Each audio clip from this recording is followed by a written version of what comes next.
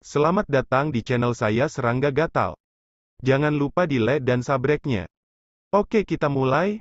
Awan perampokan itu dalam, langit dan bumi segelap malam.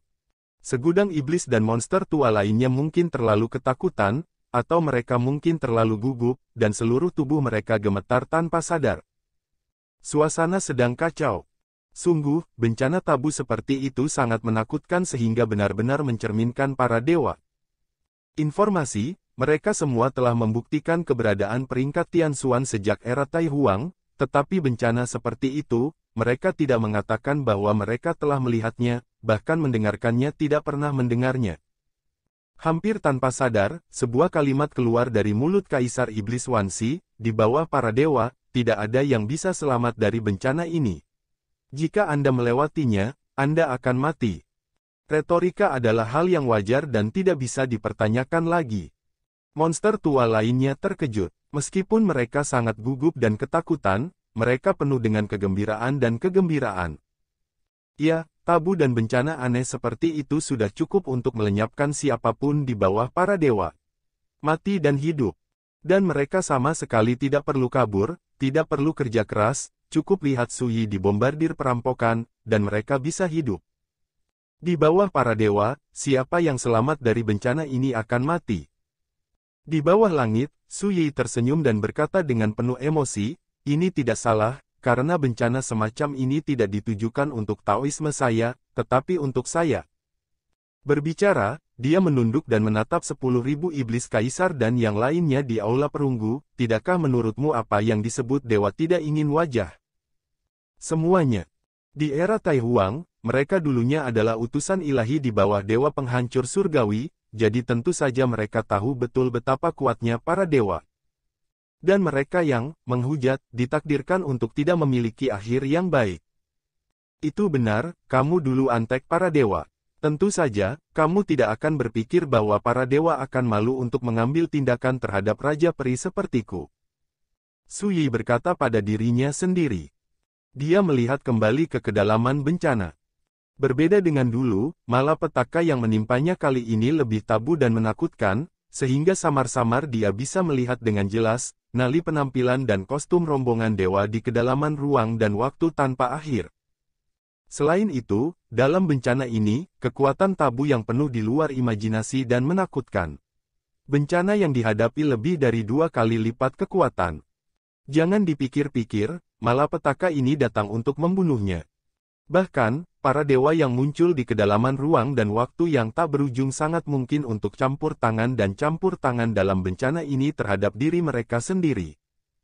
Suyi tidak akan lupa bahwa ketika dia berada di Gunung Abadi Reruntuhan Mayat Kuno, ketika dia membuktikan Tao dari alam Raja Abadi, para tokoh para dewa tercermin dalam jauh tak berujung dalam ruang dan waktu. Pria berjubah Tao yang duduk di atas pedang kayu, seperti remaja, bahkan melintasi ruang dan waktu dan menembak langsung, mencoba untuk mendapatkan 9 tangannya. Pedang penjara. Suyi, kamu menghujat. Di bawah bencana ini, kamu pasti akan mati. Raja Iblis 10.000 kejahatan berteriak. Sikap tenang Suyi membuatnya merasa sangat tidak nyaman, para dewa tercermin di kedalaman bencana, dan orang-orang tua ini ketakutan. Sebaliknya, Suyi, yang merespons, tidak hanya tenang, tetapi bahkan menyindir para dewa karena tidak tahu malu. Membandingkan keduanya membuat mereka sangat tidak nyaman. Suyi tertawa, salah, malapetaka ini tidak bisa membunuhku. Ledakan. Keruntuhan bergetar hebat, dan kehampaan seperti laut yang tenang, memicu gelombang spasial yang bergejolak.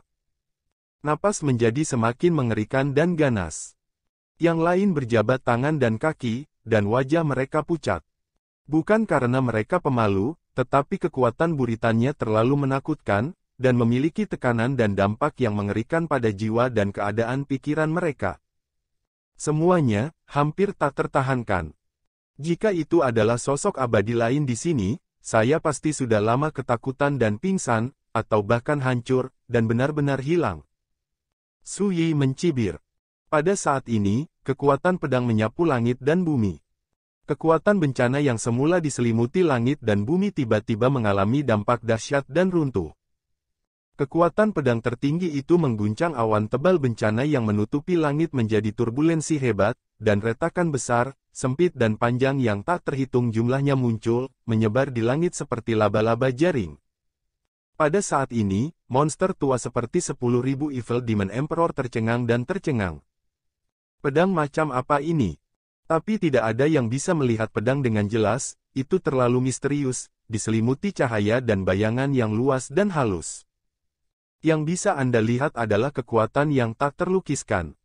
Seperti manusia biasa di bumi, siapa yang tahan menanggung terik matahari di langit? Siapa yang bisa melihat penampakan matahari yang terik sebenarnya?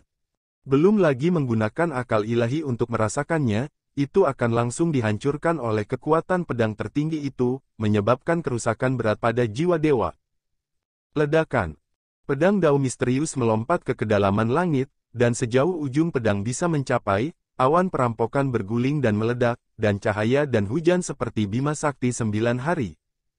Seorang pendeta Tao muda melompat, memegang pedang kayu di tangannya, bergegas ke arahnya, dan dalam satu langkah, energi pedang menyapu ruang dan waktu tanpa akhir, menghancurkan penghalang batas yang tak terhitung jumlahnya. Seorang wanita mengendarai Suzaku, sayapnya terbentang, lautan api mengobrak-abrik kehampaan tak berujung, melebur sekat ruang dan waktu, dan menumpahkan tak terhitung kemegahan dan api ilahi yang menakutkan. Seorang pria ramping berteriak ke langit, tangannya mendorong bidang bintang ke depan, dan ratusan juta bintang berguling di bidang bintang, menghancurkan beban berat lainnya pembatas ruang dan waktu. Biksu kurus dengan 3 kepala dan 6 tangan mengguncang tubuhnya dan berubah menjadi langit berbintang setinggi 100.000 meter di atas kepalanya, dan lautan darah dan mayat di bawah kakinya. Di tangannya, sebuah kerajaan Buddha yang luas dan suci muncul, Buddha, Bodhisattva, Arhat, dan Samanera yang tak terhitung jumlahnya sedang melantunkan sutra, dan mantra Sansekerta melantunkan, bergema melalui 3.000 dunia. Bahwa kerajaan Buddhis semacam itu dipegang di antara telapak tangan dan jari-jari biksu kurus, dan itu jauh dari sebanding dengan sosok besarnya yang dipenuhi bintang. Selain itu, dewa-dewa lain juga menunjukkan kekuatan magis mereka, semuanya dikirim, melintasi ruang dan waktu tanpa akhir, menyapu ke sisi ini. Sepenuhnya menampilkan gulungan gambar, God's Set Off, yang menggemparkan dunia. Dan tujuan mereka adalah untuk merebut pedang Dao yang membunuh kedalaman perampokan. Pada saat ini, pikiran Wan Xiaodi dan yang lainnya benar-benar terkejut, roh mereka bingung, pikiran mereka kosong, dan mereka tidak bisa lagi melihat pemandangan dan dengarkan mereka lagi. Tidak ada suara. Sepertinya, keenam indera telah terputus total. Suyi diam-diam menyipitkan matanya, dan sebuah pikiran muncul di benaknya. Di pertengahan bulan, para dewa telah lama mengawasinya, dan mereka telah lama menyadari bahwa ketika dia membuktikan jalannya dan melintasi malapetaka, 9 pedang penjara akan membantunya. Terakhir kali, hanya pemuda Tao yang melakukannya. Dan kali ini, mereka semua diberangkatkan untuk 2 tujuan. Yang pertama adalah merebut pedang 9 neraka. Kedua, biarkan dirimu gagal. Ledakan. Di kedalaman awan perampokan, di ruang dan waktu yang tak berujung, sosok para dewa semakin dekat, seolah mencoba untuk datang secara paksa ke sini era ruang dan waktu milik dunia peri. Adegan seperti itu membuat Suyi merasakan tekanan yang menimpanya, hampir mati lemas. Meskipun suasana hatinya setenang es dan salju, insting tubuhnya menghasilkan getaran, seolah bila pisau menembus kulitnya, tubuhnya menegang. Terlalu menakutkan. Bahkan jika dipisahkan oleh batas ruang dan waktu dan berdasarkan bidang zaman yang berbeda, Suyi yakin bahwa sekali dia terpengaruh, itu hanya para dewa. Gumpalan napas yang keluar bisa membunuh diri sendiri hidup-hidup. Keengganan dan kemarahan yang kuat membuncah di hati Suyi. Sosok, mengingat penampilan mereka, pakaian mereka, nafas di tubuh mereka, dan bahkan harta di tangan mereka. Dentang. Pada saat ini, pedang 9 penjara tampaknya merasakan bahwa krisis akan datang, dan membunyikan nyanyian pedang yang menghancurkan dunia seperti awal dari kekacauan, misteri yang tak terlukiskan pedang di tubuhnya, ada perubahan yang belum pernah dilihat Suyi sebelumnya. Hantu muncul dari pedang. Dengan jubah usang dan sederhana, rambutnya yang panjang diikat menjadi sanggul longgar, sosoknya anggun seperti pohon pinus kuno yang berakar di tepi tebing, dan tubuhnya seluruh tubuh dipenuhi dengan mimpi indah yang tak terhitung jumlahnya, seperti hujan. Karena dia dan pedang 9 penjara berada di kedalaman bencana, dengan punggung menghadap ke bawah, orang tidak dapat melihat wajah mereka dengan jelas. Tapi nafasnya sangat mengerikan.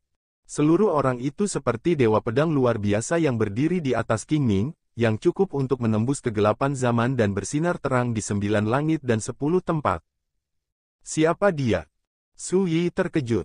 Belum sempat memikirkannya, dia melihat pria tampan berjubah hitam muncul, jubah lengan bajunya melambai, dan pedang 9 penjara meraung ke arahnya. Dari kedalaman ruang dan waktu yang tak berujung. Ledakan.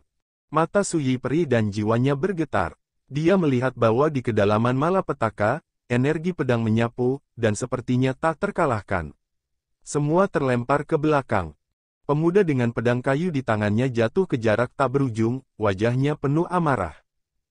Suzaku, yang sayapnya membentangkan langit berbintang yang tak berujung dan lautan api, mengeluarkan tangisan yang menyakitkan, membawa wanita itu pergi seperti orang gila, dan darah panas seperti lahar cair yang tumpah dari Suzaku.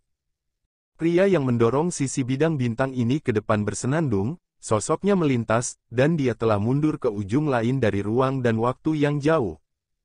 Dan biksu kurus setinggi 100.000 zang terkena pukulan paling keras. Gunung darah dan darah di sisi kaki langsung terbelah. Retakan besar. Kerajaan Buddhis yang luas yang diseret oleh tangan itu terkena dampak yang parah, dan Buddha, Bodhisattva, Arhat, dan Samanera yang melantunkan kitab suci semuanya seperti asap biru menghilang. Biksu kurus itu mundur tanpa ragu-ragu, sosoknya menyusut berkali-kali dan berubah menjadi cahaya Buddha seukuran debu, menghindarinya jauh. Selain itu, dewa-dewa lain juga panik dan lari. Yang mulia, menutupi para dewa dan Buddha di langit. Ledakan. Pedang Qi mengamuk, seperti riak yang tidak bisa dihancurkan, menyebar dari kedalaman langit ke kedalaman ruang dan waktu, menembus batas ruang dan waktu. Suara itu berangsur-angsur menghilang. Su Yi kaget di sana. Dengan satu pedang, usir para dewa. Kekuatan luar biasa apa yang harus dimiliki untuk melakukan ini? Li Fuyu, ini kamu lagi. Di kedalaman ruang dan waktu yang tak berujung, terdengar teriakan keras bercampur amarah dan keengganan. Itu adalah bocah lelaki berjubah Tao dengan pedang kayu yang berbicara. Li mengambang. Su Yi akhirnya mengerti siapa hantu yang muncul dari pedang 9 penjara itu. Salah, dia sudah lama mati, dan pedangnya, Feng Ning, masih tertindas di medan perang tanpa akhir. Ini hanya karma yang dia tinggalkan. Cepat atau lambat itu akan menghilang. Wanita yang mengendarai Suzaku menggertakkan giginya. Sayangnya, itu selangkah lebih maju. Pria yang telah mendorong salah satu medan bintang untuk menyerang menghela nafas panjang penyesalan. Jalan untuk menjadi dewa di dunia abadi akan segera muncul, apakah itu karma Li Fuyu atau reinkarnasinya, tidak ada banyak waktu tersisa live. Biksu kurus yang berubah menjadi biksu seukuran kerikil berbicara tanpa ekspresi. Percakapan ini, dipisahkan oleh ruang dan waktu tanpa akhir, Su Yi tidak mendengarnya. Dia hanya melihat Li Fuyu melambaikan lengan bajunya. Ledakan. Turun. Dan pemandangan di kedalaman awan perampokan benar-benar menghilang. Pada saat ini, Su Yi melihat Li Fuyu membelakanginya, dan menoleh untuk melihat dirinya sendiri dari kedalaman langit. Lalu, sosoknya berubah menjadi seberkas cahaya dan menghilang di pedang 9 penjara. Selanjutnya, pedang 9 penjara juga turun dari langit dan kembali ke lautan kesadarannya sendiri. Meskipun semua ini terjadi dalam sekejap, itu masih memungkinkan Su Yi untuk melihat dengan jelas penampilan Li Fuyu generasi kelimanya. Itu adalah wajah yang kurus dan bersih, seperti seorang pemuda, dengan alis seperti pedang, pelipis putih beku, dan sepasang mata yang dalam dan luas seperti luas langit berbintang. Rasa keterasingan yang jauh. Ini mengingatkan Su Yi pada perasaan Howin terhadap tuannya. Orang hanya bisa melihat ke atas, tapi tidak bisa mendekat. Seluruh orang terendam. Langit pecah. Langit dan bumi terdiam. Semua penglihatan dan kekacauan lenyap. Hanya di bawah langit, sosok Su Yi bermandikan cahaya dan hujan tanpa henti, seperti matahari yang cerah, begitu mempesona dan sakral. Di salah satu halaman buku sebab akibat, sebuah kalimat muncul, sebuah bencana telah menyebabkan para dewa bergerak bersama, dan sebab dan akibat ini sebenarnya melibatkan begitu dalam kehidupan masa lalu yang bermarga Su. Tembak. Bekas hangus yang tak terhitung jumlahnya muncul di halaman, seolah-olah akan terbakar. Kali ini, buku sebab akibat tidak panik atau marah. Lagi pula, setelah begitu banyak serangan balik, sudah lama mati rasa, jadi dia dengan cepat mengolesi kalimat ini keluar. Di dalam candi perunggu di puncak gunung. Segudang Demon Emperor dan monster tua lainnya secara bertahap terbangun dari keadaan kosong pikiran mereka, dan saling memandang dengan tatapan bingung. Apa yang baru saja terjadi? Pertarungan Tuhan. Para dewa dikirim, apakah mereka menekan pedang dan membiarkan anak laki-laki bermarga Su mati dalam bencana? Karena keterkejutan yang mengerikan dari jiwa dan keadaan pikiran mereka, keenam indera, monster tua ini tertutup, pikiran mereka kosong, dan seluruh orang mereka bingung. Tidak jelas apa yang terjadi sebelumnya. Hingga saat ini saya masih dalam keadaan shock dan kebingungan. Seseorang berseru, itu. Semua orang mengikuti pandangan mereka dan melihat Su Yi yang diselimuti cahaya tak berujung dan hujan di bawah langit. Seperti matahari yang terik, bersinar sendirian di dunia. Karena cahaya dan hujan yang begitu menyilaukan, mereka tidak bisa melihat sosok Su Yi dengan jelas sebelumnya. Pada saat ini, ketika mereka melihat adegan ini, semua orang tercengang.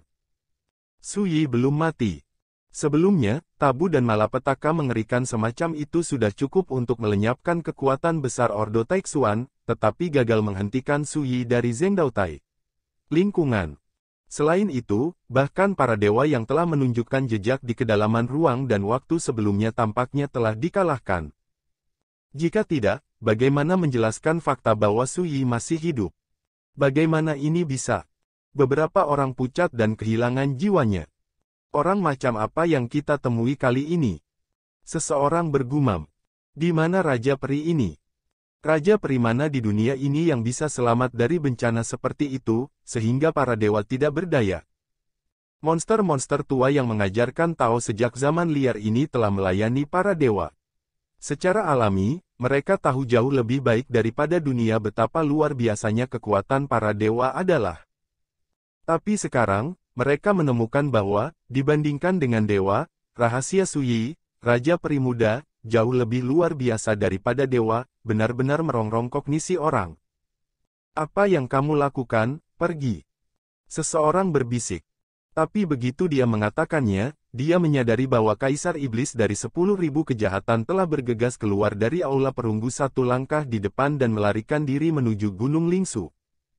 Monster tua lainnya langsung panik, bagaimana bisa mereka terlalu banyak berpikir, mereka melakukan semua yang mereka bisa, berharap orang tua mereka memiliki dua kaki lagi, satu melarikan diri dari yang lain dengan cepat.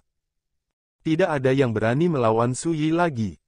Saya bahkan tidak punya pemikiran seperti itu. Hanya ingin kabur. Semakin jauh semakin baik. Di bawah langit, Su Yi, setelah membuktikan Dao dan melintasi malapetaka, mengantarkan transformasi yang mengguncang bumi dalam kultivasinya, tetapi itu tidak berarti bahwa dia tidak memperhatikan ini semua. Namun, dia tidak mengejarnya. Karena, seseorang lebih membenci antek-antek ini daripada dia, dan tidak akan pernah membiarkan antek-antek ini pergi hidup-hidup. Ledakan. Sebuah kapal harta karun yang dipenuhi udara kacau, menghalangi jalan Kaisar Iblis.